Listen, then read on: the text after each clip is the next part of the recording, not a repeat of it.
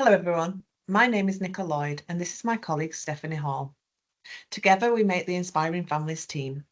Within this role we see people from the age of 7 up into adulthood.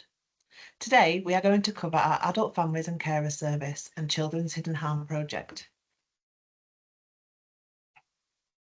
Here are some of the common feelings our family and carers who are supporting loved ones who are using substances may feel.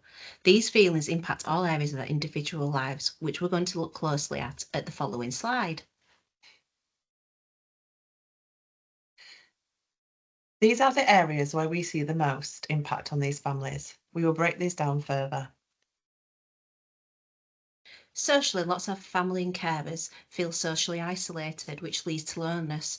They may stop attending activities that they enjoy, such as social clubs and sports. There is often thoughts of how their community might perceive them in their situation, and this can be more so due to their cultural or their religious beliefs. This can result in feelings of shame, embarrassment, and the fear of stigma. In some situations, it may also result in family relationships breaking down. Physically, our family and carers may also feel insomnia, headaches, ulcers, heart attacks, strokes, and this is a lot to do with their mental health, which we're going to look at the next slide. We all know the impacts this can have on our mental health. These could be as above. Our minds are a wonderful thing, and often when we are under extreme pressure, this can manifest in the forms of physical impacts, such as strokes or heart attacks, as we have seen on the previous slide.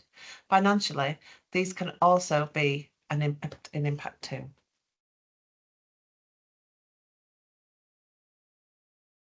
Within our 5-step course, we talk a lot of the ways that humans respond to stressful situations or threat. This is at the heart of our intervention.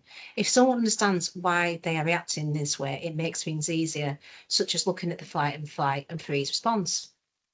We feel like if family members understand where they're dealing with things, then that we can look at reducing the stresses in the home. Challenges that a family member may face. Family members may become responsible for their loved one's treatment, often carrying on with the role that they can fix them. Family members can neglect their own physical and mental health well-being. Family and self-neglect, where the whole focus is drawn to the one with the substance use issue. It can be used as an avoidance for the families to get help themselves to explore how they have been affected. Below is a breakdown of our 5-step programme. Our 5-step programme introduces focus on yourself and your emotions and set realistic goals for yourself. So step 1, we look at see how the problem affects you and your family.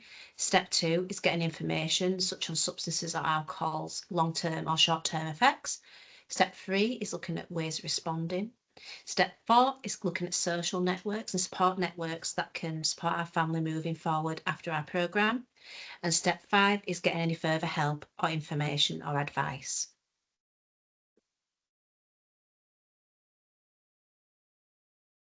Family support group. What are the benefits of attending support group for families? Identification. Create a place of safety that helps you realise you are not alone. It can take away the shame and feelings of guilt that families often have. Can listen to see how other peers deal with their addiction. Set boundaries, say no, show self-care. You can make friends, share things in the group that you have never told anyone else with other people who understand. And it takes away the feelings of isolation that addiction can often bring. Below is a list of the partner agencies that support our families and carers in the Wakefield area. It's important to note that agencies such as AdFam, Kinship Care, Drug Fam, and Isman Club are also nationally run. Here is some feedback from some of our family and carers.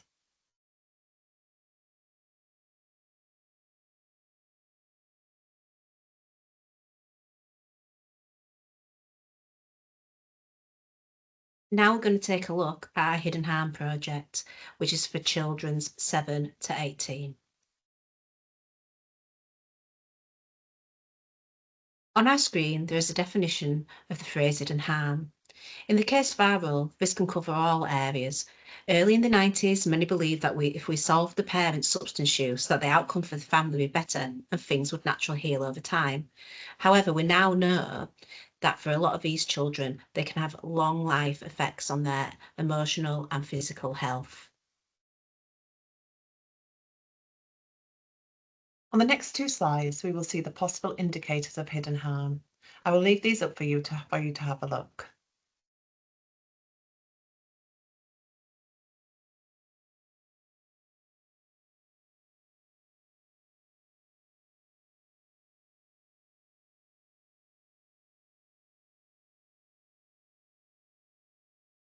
Of course, these are just some of the possible indicators, and it is important that professionals recognise any change to a young person's demeanour. For example, an outgoing child may become very withdrawn or quiet, or a quiet child may become overly zealous or show aggression. It is always important to have professional curiosity. This list does not identify that substances are in the home, but may indicate that something is wrong.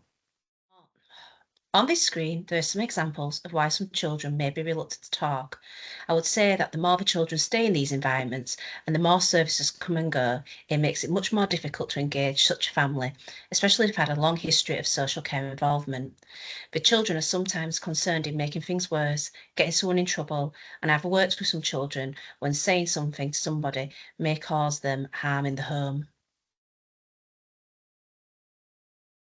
Our service is a free and confidential service for children and young adults who may be living in a household with someone who has experienced drug and alcohol issues.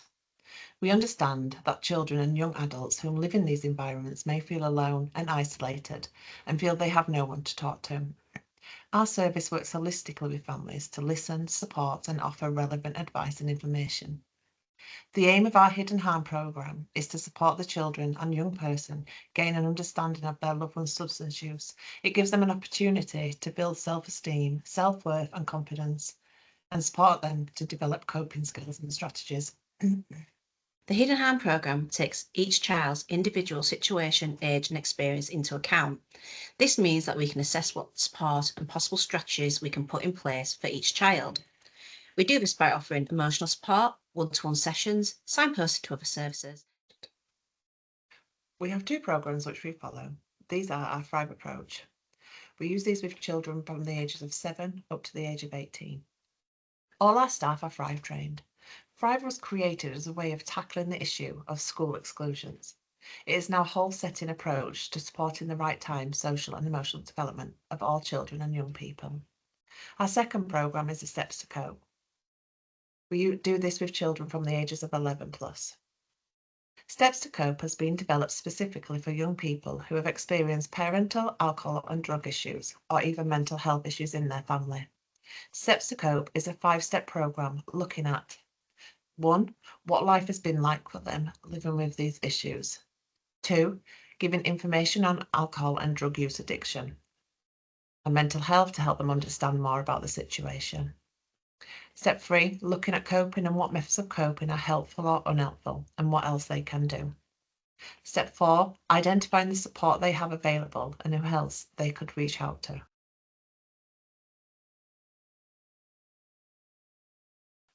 And step 5, looking at further help they may require. Here's some feedback from a primary age child who had completed some of our Thrive activities. Here are some examples of our creative work that we have completed with the children within our service. One of my favourites is the butterfly, and from the outside it looks like a cheerful picture, but in its wings are words such as sad and angry, showing how this child described how they put on a brave face. Here on this screen is how to make a referral. I will leave it on the screen for a moment. Thank you for listening. Please feel free to get in touch with us if you require any further information.